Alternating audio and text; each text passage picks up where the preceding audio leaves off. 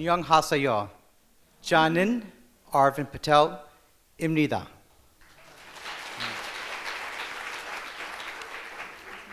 What I wanted to do today, in the next few minutes that we have together, is really speak about the importance that the KIPO and IPTAB has in continuing the momentum of South Korea being one of the leading and most prosperous nations in the world.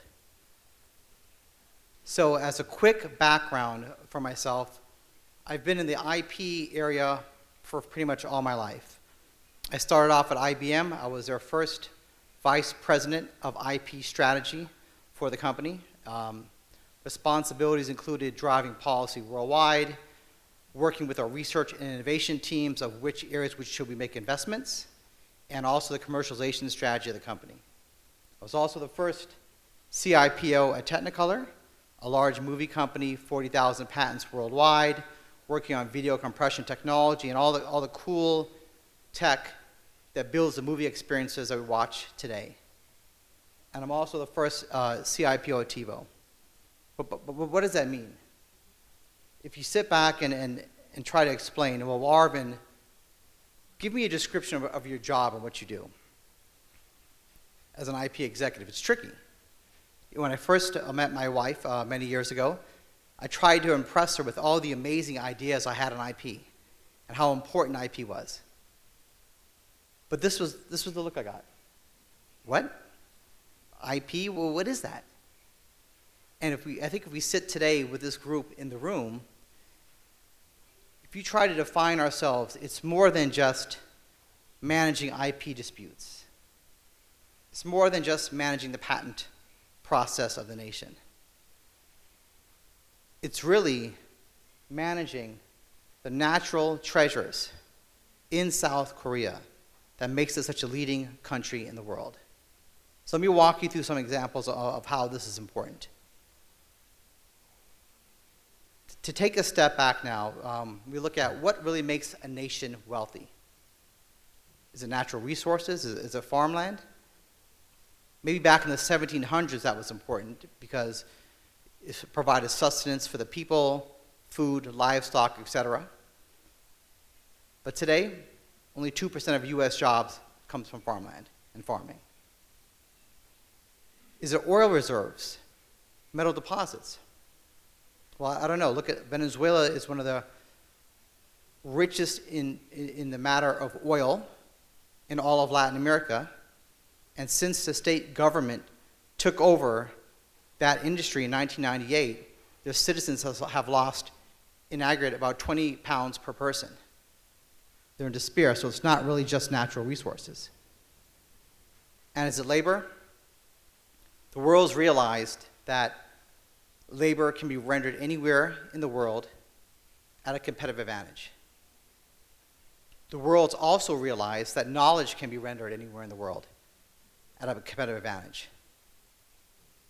Innovation is the key to our success, and IP is the means to protect those innovations. If you walk through and look at this graph here, we go back and track the GDP of the world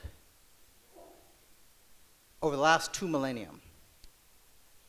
It's very evident in the early 1800s. There's an amazing miracle that happened. Before then, the GDP for the world was basically flat. So the grandchildren in each country basically had the same quality of life as their grandparents. It's hard to understand that, but you fast forward till today, my child is experiences growing up, and mine are revolutionary different. He's watching content on iPads. He's learning from iPads. He's interacting with content and technology in different ways than I did. And imagine what his kids are going to be experiencing. What we've seen in the early 1800s was the first industrial revolution. GDP each year grew at 2%, which is about 40 times faster. Now, if you think about, well, how does that really have an impact on people? In Great Britain, average life expectancy in 1800, before the Industrial Revolution, was 30 years. Today it's over 80. Meaningful impact on how we're living.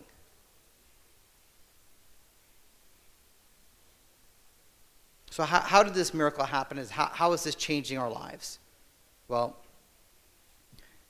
there you have one of the first vehicles in the world, the Ford Model T, invented in the 1900s. And on the right, you have the Tesla. Model T, same hours to make as a Tesla. The weight is the same as a Tesla. But what's the difference? It's about 100 years of innovation and protection that go into Tesla's Model S. From battery technology, material sciences, self-driving capabilities, these are all areas of invention upon invention upon invention that we rewarded and created a system upon to allow us to have a better experience in our lifetimes.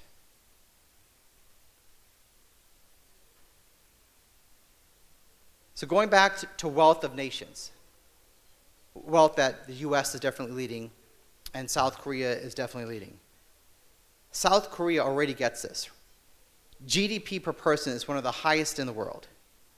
We've done a great job here at creating a culture of innovation. Going back to my first time working with IBM, some of the partners that brought us in to partner with them on creating innovation and IP strategies were Hyundai down the street, were South Korean companies looking to create the next major innovation in their space. Their questions weren't, let's manufacture for less. The question was truly innovation. It's the mix of business insight, where's the market going? How do we want to interact and move forward in the industry? And how do we solve that with meaningful invention? And you have built a culture around this already. It's the jobs of this team in the room to make sure the system's going to be there to protect these innovations as they go to market. It's the countries in the world that understand this connection between innovation and wealth that are going to have a prosperous future.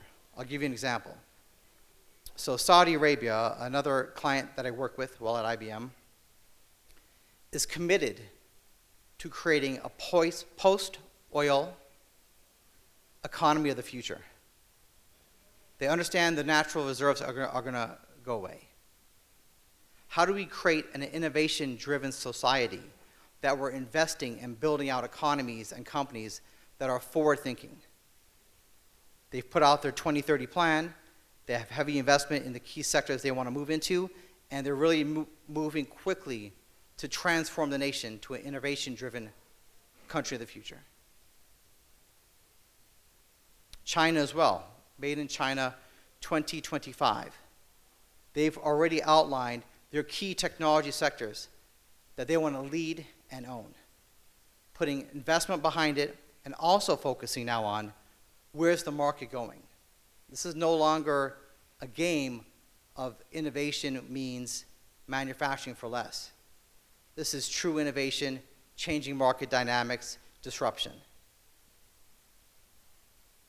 And the first time of my lifetime I would ever see, or even think of seeing, having two of the world's biggest leaders talking about IP disputes. You know, when I first went to law school, some 20 years ago, you would never think the President of the United States would be taking a public position about IP theft. But it's happening now. We're on a global stage. We're all connected, and I think that's the great thing that you guys are getting together today with 20 years under your belt of how do we move that conversation forward. Not to where it is today, but how do we move to the future.